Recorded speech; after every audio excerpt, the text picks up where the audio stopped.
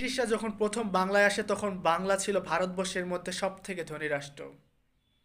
কিন্তু যখন তারা চলে যায় তখন বাংলা হয়ে পড়ে ভারতবর্ষের মধ্যে সব থেকে গরিব রাষ্ট্র।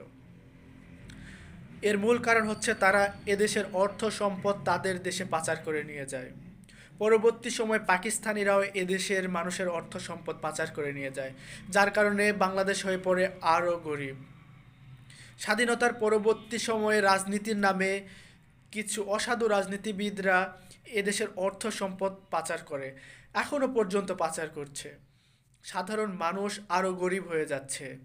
যেই অর্থ সাধারণ মানুষের চিকিৎসা খাতে, শিক্ষা খাতে, মানুষের উন্নয়নের কাজে ব্যবহার হওয়ার কথা ছিল, সেই অর্থ তারা পাচার করে বিদেশে নিয়ে যাচ্ছে, ঠিক ব্রিটিশ পাকিস্তানিদের মতো।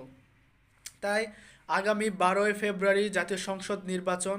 এই নির্বাচনে সাধারণ মানুষের হয়ে যারা কাজ করছে, যারা সাধারণ মানুষের পাশে থেকে যারা কাজ করছে তাদেরকে ভোট দিন।